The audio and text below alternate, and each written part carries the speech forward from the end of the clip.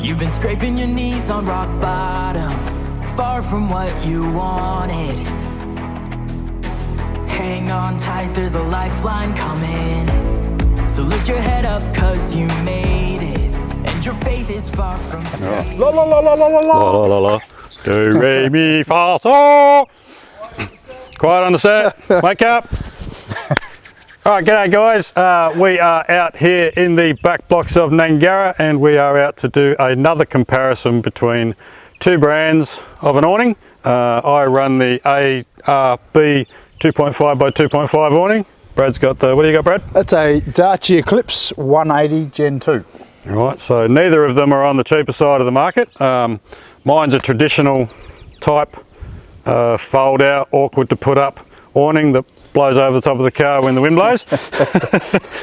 And yours is pretty much the same, isn't it? Yeah, pretty much, just bigger, so it goes further. It goes further and tends to sit straight up like a sail when it bends both the things. Yeah, so this is not a time trial, this is not a race to see who can get theirs up first, because somebody forgot their guy ropes. So it is a race? It is a race. He's going to win, but we'll give him a minute or so penalty because he forgot his guy ropes. So we're going to show you the difference between putting the two up, how much easier one is compared to the other, or not compared to the other, and then we'll have a bit of a chat afterwards. So you ready?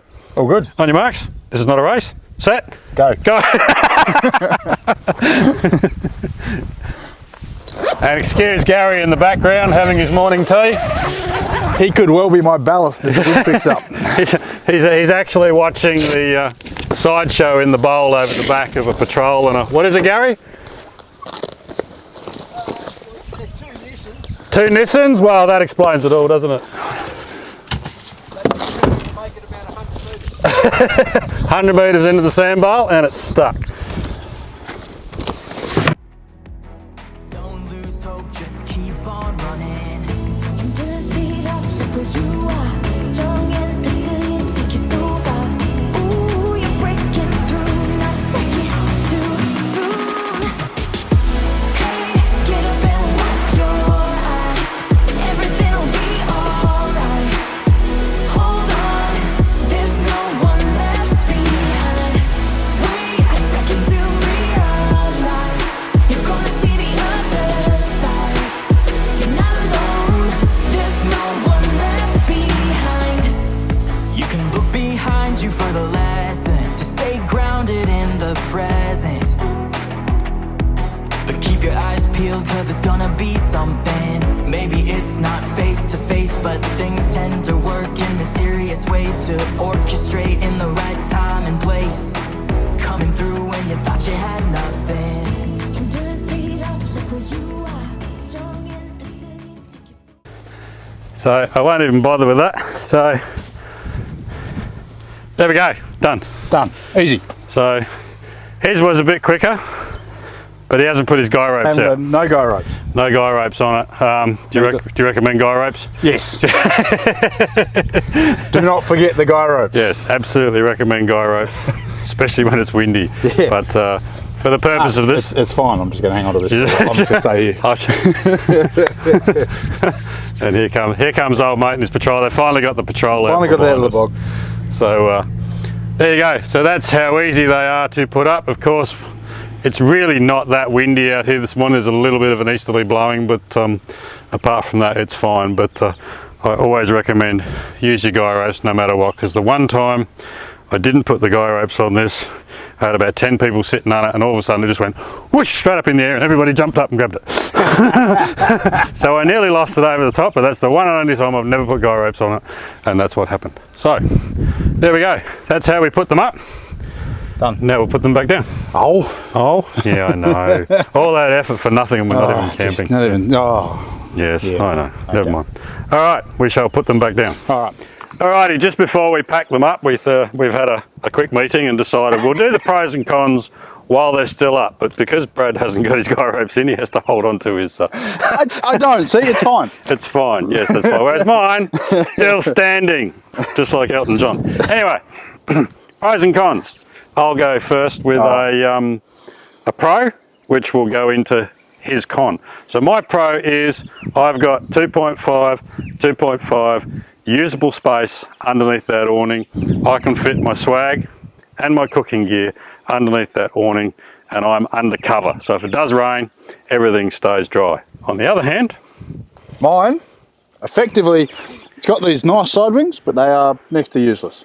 You can't put anything under them. So effectively, I've got a 2x2 awning, effectively, with a little bit of side. By the time I put a double swag, the swag's always out, gets wet. By the time you put a kitchen up, you're out of space. So yeah, bit small. If it was 2.5, it'd be perfect. It would give you 2.5 by 2.5 and slightly longer, be spot on. Yeah. Another pro for this one is that I can put an awning wall 3 sides if I want to. I can slide, there's a little slide track down here where I can slide just one of the King's cheap ones will fit into the ARB one, where that comes out there, one on that side, one on that side, and effectively I increase my footprint. The only problem with that is you end up with a big gap in between the walls, but you can then tuck the swag out underneath it and it gives you even more space underneath there. How about you? Yeah, I can only, and this is more of a design fault from Darche, you can buy walls for this, but it is one piece and it's all the way around, and it comes down.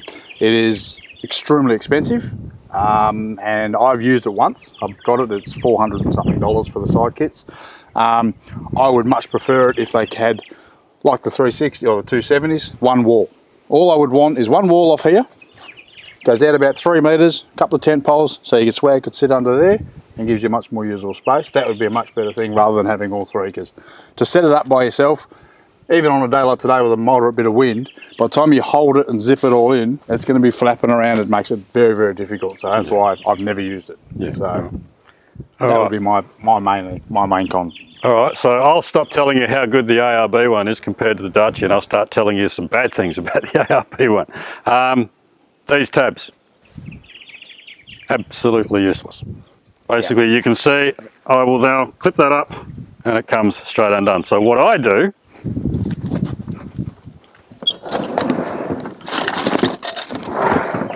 I should have prepared these earlier, is I put one of these on. Ah, so you didn't completely set yours up either, is it? I don't know if that's in shot, but I'll check.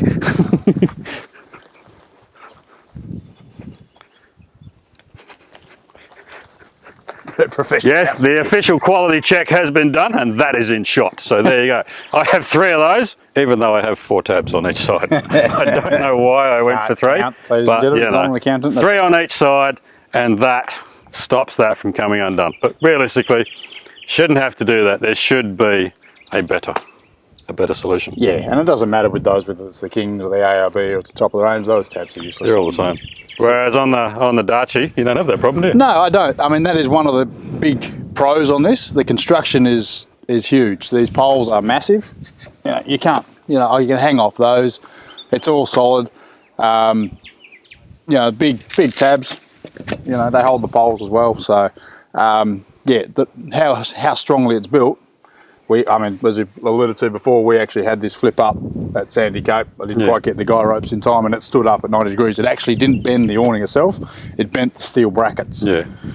Took 4 of us to drag it back down and bend the brackets. It literally turned it into a massive sail. yeah, we're sort of wondering how we're going to get that down, but 4 of us we got it down. The awning did not bend at all. Yeah. So, quality and construction and canvas and things, much heavier.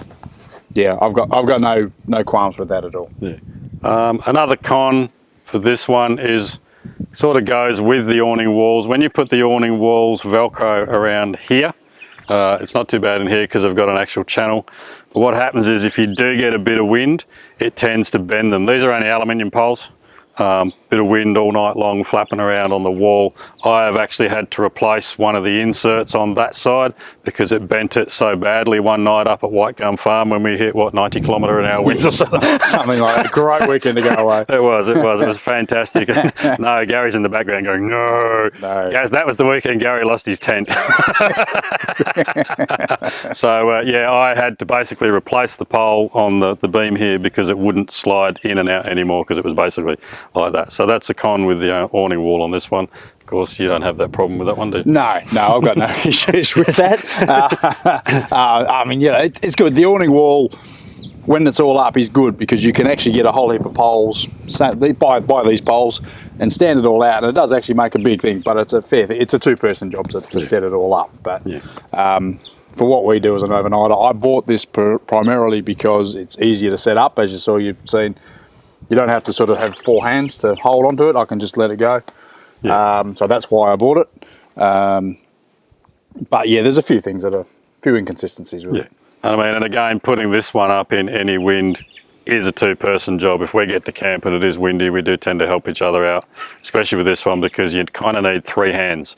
Once you get these out, try and drop the legs, and hold onto it, and get your guy ropes in at the same time. If it's windy, you will more than likely end up flipping it back over the other side, snapping poles, and maybe smashing windows and cross knows what. So that's the big downside to this kind of awning. Now, I've had this one for the best part of 4.5 years. So it's done well. It has done very well. And I don't know, I'm going for a new car very soon, and I'm sort of 50-50 as to whether I put this on the new car or whether I invest in one of those.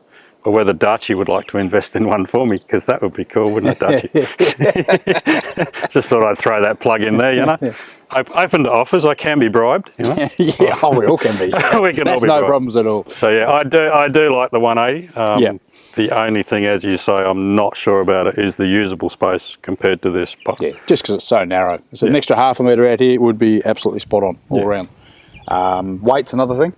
That's 27 odd kilos. Okay. So you've got to take that into account when you're putting it on your roof, whereas that's what, 10, 12 kilos, it would be like that. somewhere around much. there, So that's another thing. If you carry a lot of weight on your roof, you've got to be a bit careful, because that does, it's off the side of the awning or it's off the side of your roof rack, but it does add to your roof weight. So, and I mean, realistically, Department of Transport recommendations say no more than 50 kilos on your roof rack. Now, I know there's lots of arguments in and around and about that, about safe working loads on roof racks, and that's a whole nother ball game, that is. But basically, Department of Transport recommendations say when you've got the cross members, the old surfy bars, doesn't matter whether you've got a basket or a rack on top of that, 50 kilos is their recommendation to have on that. So once you put a basket on, an awning, your max tracks and all that, literally you can't put anything else up there. So pretty much. That's it. Yeah. So all right, well, without further ado, I think we've done. You got anything else you'd like to say? No, that's pretty much about it, no. Okay. All right. Well, we shall pack these away. Now the wind's picked up a little bit, we'll pack these away and see how that goes. All right. Ooh, you're breaking through, not a second too soon. Hey, get up and lock your eyes. Everything'll be alright. Hold on, there's no one left behind. Wait a second to realize you're gonna see the other side. You're not alone, there's no one left behind. Endurance paid off, look where you are. Strong and resilient, take you so far. Ooh, you're breaking through. Ooh, you're breaking through. Strong and resilient, ooh, you're breaking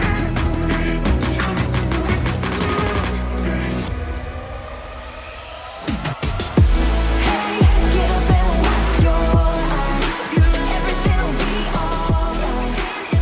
Hold on, there's no one left behind. And there we go. Job done. So it's actually not that bad, is it? Both awnings up and down. Yeah, no, they're pretty easy. Pretty much within 30, 40 seconds of each other. Yeah. Minus if you, as I said, I'd have 4 guy ropes to do, but Yeah. that's not much more anyway. So No, that's it. So, it's not a rush. It's just it's nice and easy. It's an easy way to set up camp. Whether you, it's all about. That's really basic. Anyone can do that. That sort of takes a bit of practice to know what order to do things to get it up in the right way. It certainly does. It's taken me 4 years to get that right. And he's going to go home and film this and go, that's what I do. That's right. Yeah. No, it is. There is a certain knack to it, and yes, there is a certain order to do things. Otherwise, you can end up with you can't reach that pole because you're holding onto this pole, and that leg's swung out there, and it's So that's basically what it is. It's more practice. It's just practice. Yeah. You know. So all of them are pretty easy. So there you go. So there you go. We're not telling you should go out and buy an ARB or a Darche 180, but they've both got their good points and bad points. Yeah. As I said, I do like the 180. I'm also sentimentally attached to that because that was the very first modification I ever got done to the Jeep. So there's a sentimental attachment to that one. It's the only part of it still works. And on that note, we shall thank you for watching. Don't forget to hit that subscribe button if you haven't already done so. And we'll see you in the next video. Eh? Done. Cheers, guys. Thanks, folks. A quick shout out to our Patreon family. Thank you so much, guys.